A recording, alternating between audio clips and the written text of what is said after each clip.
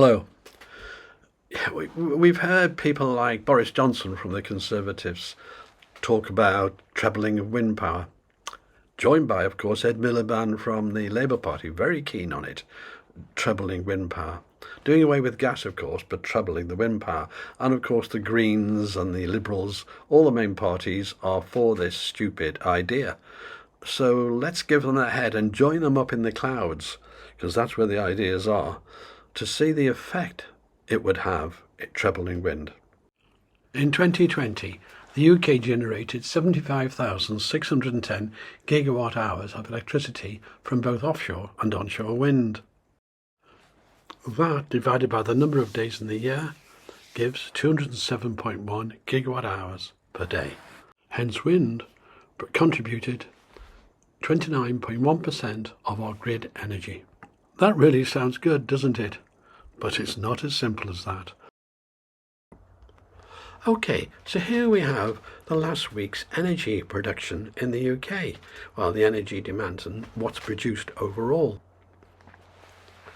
You can easily see the nighttime dips and the daytime peaks, and also the overall lowering of demand at a weekend. We now take a look at the real data that's underneath that supply.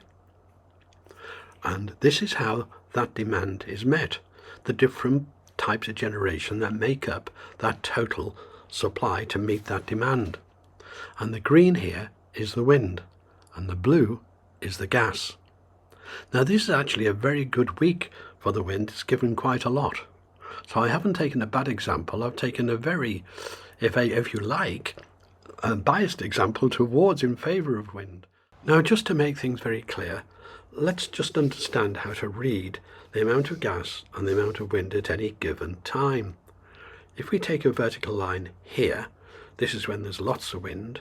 You can see that this is the proportion of wind and this is the proportion of gas. That's when the wind's blowing high. But now let's go a little bit later and look at this point. Well, at this point there's basically zero wind and it's basically all gas. The problem as well is this: the green wind doesn't vary as much with the day and night as the demand does. So the wind is blowing overnight very often when you don't need it. It doesn't matter at the moment when it's below the total demand, because we simply give less or no gas. But when you treble the wind, serious problems begin to arise. Now, what happens if we treble this amount of wind? Now, I'm assuming that if we treble the wind, we're going to get treble the output. That's quite a big assumption, but I'm going to give the benefit of a doubt to it. The problem fundamentally is then that we can't control the amount of electricity being produced.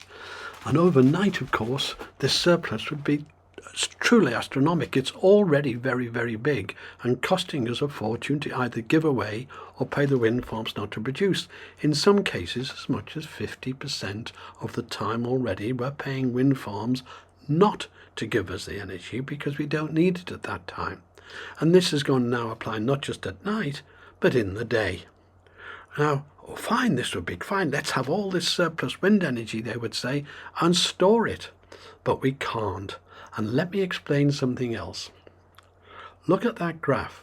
When the wind is very low, no matter how many times you multiply it by, in this case 3, it's still very low. In fact, 3 times nothing is low. And we had 9 days without wind in 2018 in just one go. Or we can have long periods of very low wind and have a deficit that builds up over time. But there is no viable means of storing energy on this scale.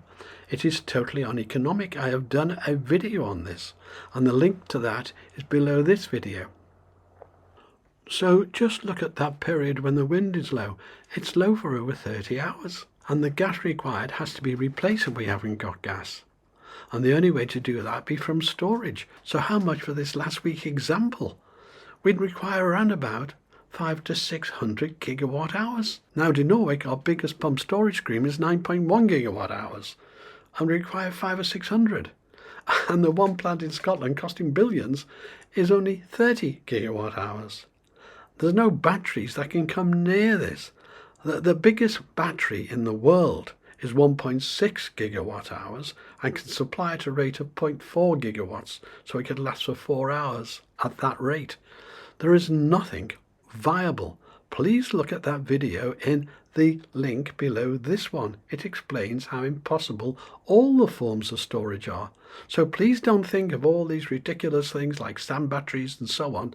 They just don't do it. This is so simple. A child could understand it. So in summary then, we simply couldn't afford to treble wind power. It would produce enormous amounts of wasted energy we'd have to pay for. And secondly, we would still need as much gas, because when the wind is not blowing, it's not blowing. Even if something is zero, if you multiply it by 100 times, it's still zero. So you haven't done away with the need for the gas.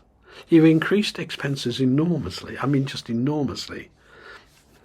And you haven't achieved any of the objectives. I could probably imagine some voices saying, well, why don't we just pay them for the amount of power we need? Not everything they're capable of producing. Well, in that case, they wouldn't build the wind farms to begin with, because they'd be totally uneconomic. You see, most of the time, as we increase wind, we're going to become more and more inefficient. We're already highly inefficient, but this is going to be such an amount. They're going to be paid more for not producing wind overall, for every wind farm, than producing wind.